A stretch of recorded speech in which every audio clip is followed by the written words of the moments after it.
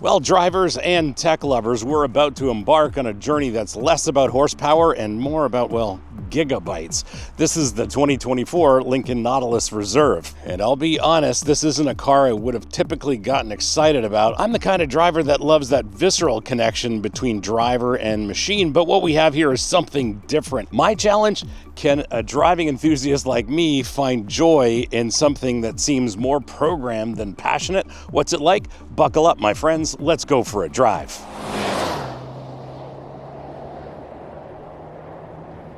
I'm your host, Brian Max Racer, lover of driving fast, fun things. And on this channel, you get reviews for drivers from drivers. Now, I had to try this all-new Nautilus, and anything from Lincoln is definitely on my list to test, but I wasn't expecting such a tech-forward kind of luxury crossover, but here we are. And before we get into what this is like to drive, let's have a look at it in a little more depth. This is an all-new Nautilus, so we do owe it to ourselves to look at what's going on mechanically here. Under the hood is a 2-liter 4-cylinder with a single twin-scroll turbo on it. It makes 250 horsepower at 5,500 RPM and 280 pounds of torque at 3,000 RPM. There is a hybrid available, and this is not it. Transmission's an 8-speed automatic. It is all-wheel drive with torque vectoring. Steering is electrically assisted, of course. Suspension's based around McPherson struts at the front, multi-link at the rear. This one does have adaptive dampers. Disc brakes all around. Wheels and tires are 20s. Towing capacity is 5,000 pounds, and curb weight of this Nautilus Reserve is 4,350 pounds. I took a neighbor for a spin the other day, and after a little while, he's like, this Nautilus is like it was designed by people outside of America with the idea of what an American luxury SUV is supposed to be, and this is what we've got. Did you know that 80% of you are not subscribed? Yes, it's true. 80% of you are not subscribed. I checked the data. So if you like the content on this channel, do me a solid, hit that subscribe button, make sure you like this. And if you want to support the channel, please hit up our merch store. Links here, links below. Lots of great stuff for driving enthusiasts like us, including our very popular line of Save the Manuals merch. Now back to your regularly scheduled episode.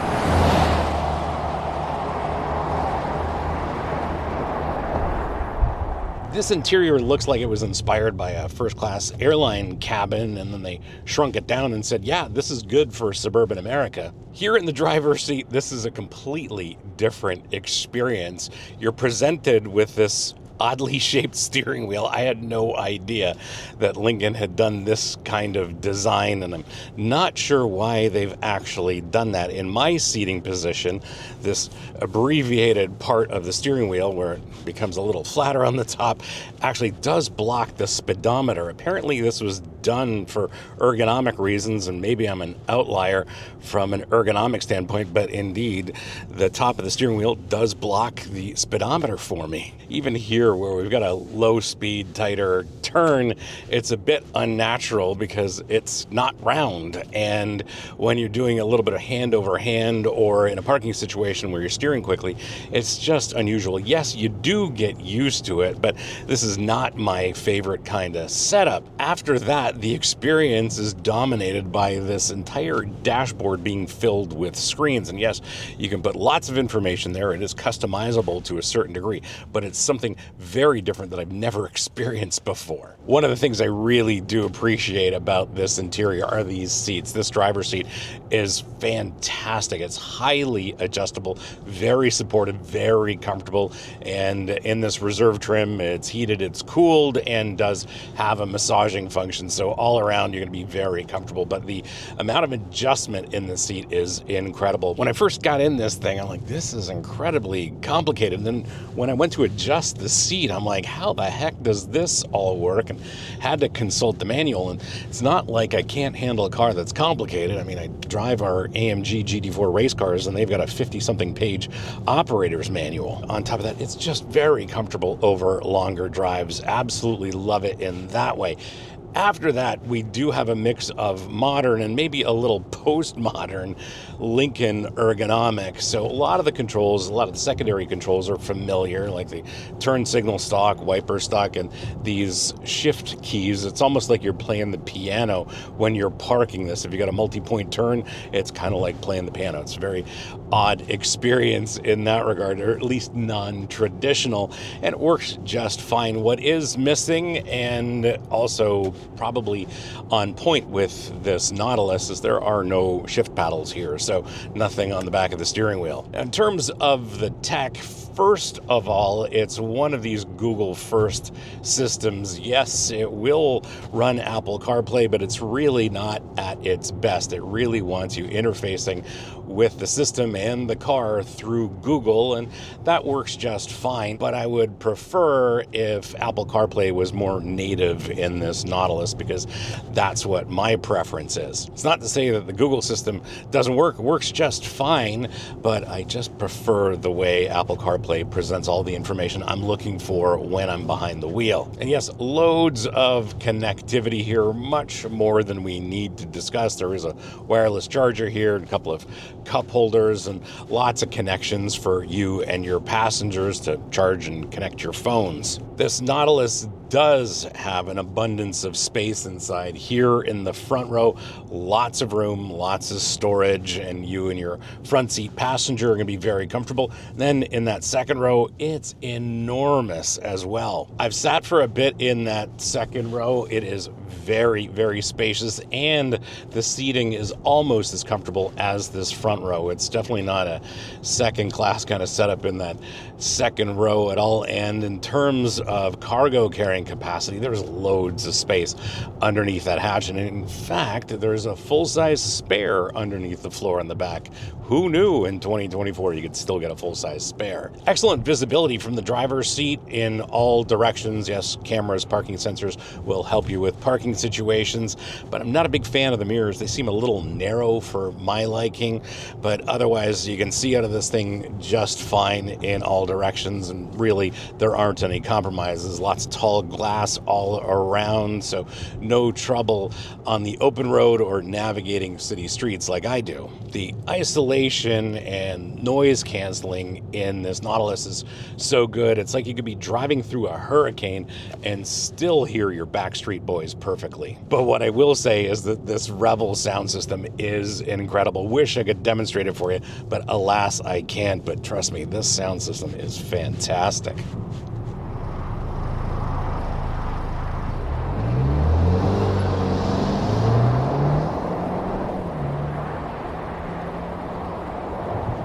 Straight line acceleration is really nothing to write home about. It's not a slouch.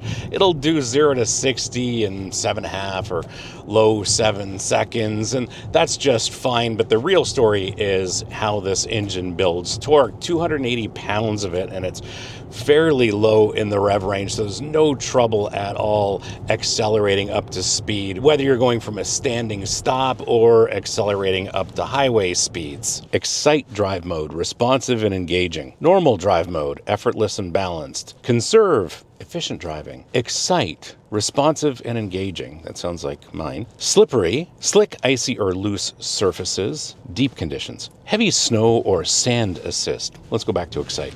Ooh. Responsive and engaging. This Excite drive mode does indeed change the responsiveness of the throttle as well as the transmission mapping, and it's a little bit more engaging than any of the others. It's definitely my preference, especially for the way the dampers change, but we'll talk about that in a little bit. Otherwise, transmission shifts smoothly, imperceptibly, no issues there. Haven't really driven this in any low grip conditions to test the all-wheel drive system. Seems pretty sure-footed, and even though this is kind of front-wheel drive architecture based, doesn't really demonstrate any front-wheel drive dynamic characteristics. One thing I will say about this engine is that it's got a lot more bass than I would have expected, and it operates smoothly and sounds a little bit more pleasant than most 4 cylinders in the category. But I think the real story with the entire driveline is that abundance of torque that's just a tip of the throttle away. There's lots of torque available all the time, so you can get up to speed effortlessly and quietly.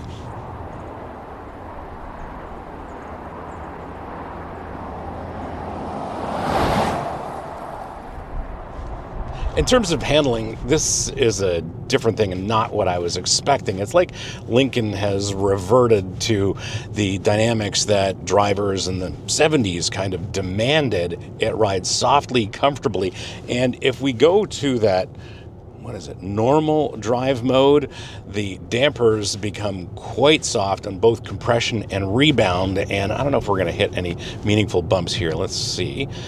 But there's secondary and tertiary motion over some bigger bumps. So the suspension does a great job of soaking up those bumps, but then there's just that secondary motion and sometimes third level motion when we hit bigger bumps in that normal drive mode. What I am going to do, go back to the Excite drive mode, and the damper settings there do a much better job in terms of body and wheel control. It's still on the soft side. It is softly suspended and very, very comfortable in that regard. But in terms of it being fun in the corners, this is not what the Nautilus is all about. While we're sitting here in this terrible traffic, I will say that this interior is very quiet. It's very well isolated at any speed, up to highway speeds. They've done a great job of isolating road and wind noise, and it is incredibly quiet in here. And I suppose that is luxurious to a certain extent, is having an environment that is very quiet, and that's certainly pleasing to my ears because a lot of vehicles in this segment aren't so quiet. We're taking a couple of turns just for fun. Steering assist is very much on the light side. It's not that the steering's disconnected in any way, but there's very little feel or feedback here. Steering ratios on the slower side, and I guess overall the way the steering is set up suits the character of this Nautilus, but I would definitely like something a little bit more responsive. It's fine, positive on center and all of that. It's just not a lot of weight to this and no feel whatsoever. With respect to the brakes, however, those are excellent. Great feel, control, and modulation, and that's exactly what you want out of a brake pedal. Gives you the confidence to stop this thing quickly. And of course, good brakes are your first line of defense when it comes to avoiding a crash. And these brakes are strong, and that's exactly what you want. And thankfully, there's a decent amount of feel through this brake pedal. Now, when it comes to putting this through the corners, this Nautilus just says, no, I'm really not interested in going through any corners quickly at all, ever. I'm more about a chill drive. So don't push me through the corners. Don't get all excited in the corners. I just want to take my time. As I mentioned, this is softly suspended. So yes, you do get a little bit of body roll in the corners, and it just does not want to be rushed in the corners whatsoever. And that is not what this Nautilus is intended to do anyway. We're going to try some corners just for fun. Good thing about the steering wheel, though, is that it does encourage you to have your hands at 9 and 3, and as far as I'm concerned, that is a good thing. And through the corners, yes, lots of body roll. It does not want to be rushed. It's responsive enough coming out of corners, and yeah, braking's just fine. I've got great control with that brake pedal, but yeah, it does not want to be rushed here in these corners. Now, this little stretch of road with these corners has a terrible road surface, and like I was saying, the suspension does an incredible job of soaking up the bumps, but in no way does this Nautilus want to be rushed through these corners at all, but does a great job of soaking up these bumps. And we are still in that Excite drive mode, and the damper settings here in this Excite drive mode do an excellent job with body and wheel control. It's only when we're in comfort or normal mode, where the dampers allow some secondary and tertiary movements. But on the other hand, it's like riding on a cloud or a big pillow on wheels when we're in this normal mode. It just goes right to soft. It is so soft. It's a level of soft suspension I haven't experienced in a really, really long time. We definitely have to go back to this Excite mode. There is just way too much body movement in normal.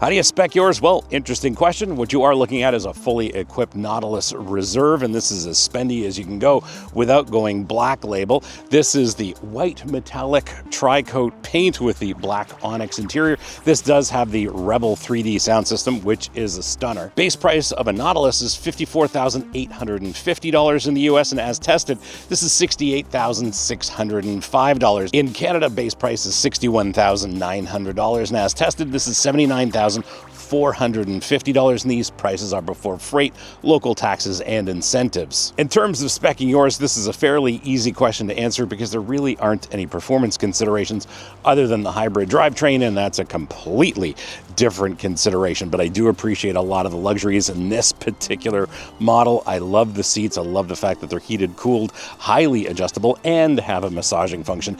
And that Rebel sound system is an absolute stunner to my race car abused ears. But otherwise, in terms of speccing yours, it's a matter of choosing your colors and the amount of luxuries and features you want in your Lincoln Nautilus.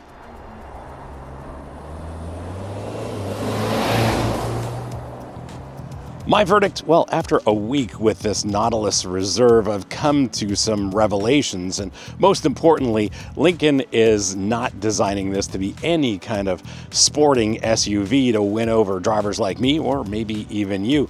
They've designed this for a very specific type of buyer. This Nautilus isn't about the driving, it's about the journey. It's for somebody busy like me from time to time, jumping between Zoom call to Zoom call and a WhatsApp call and who knows what else, maybe even the tech-savvy family that's navigating busy family schedules. And for them, this isn't just transportation, it's a testament to a new era, an era where cars need over-the-air updates more often than they need oil changes. Do I love driving it? Well, from a driving enthusiast perspective, no, this is not my jam, but would I recommend it?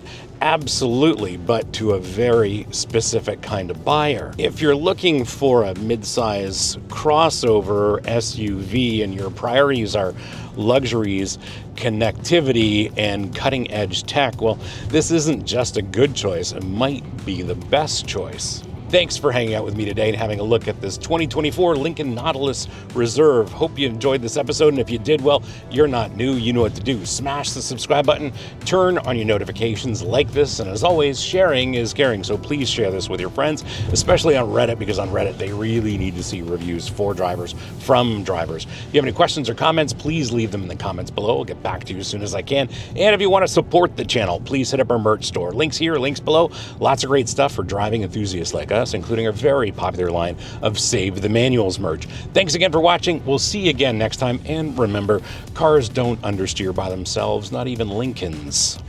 And since you've hung around this long, I'm going to drop a bit of a palate cleanser for us. One of my favorite SUVs combines high-end luxury, exclusivity, and performance. It's the Bentley Bentayga. So have a look at this episode. Hope you enjoy it. See you again next time.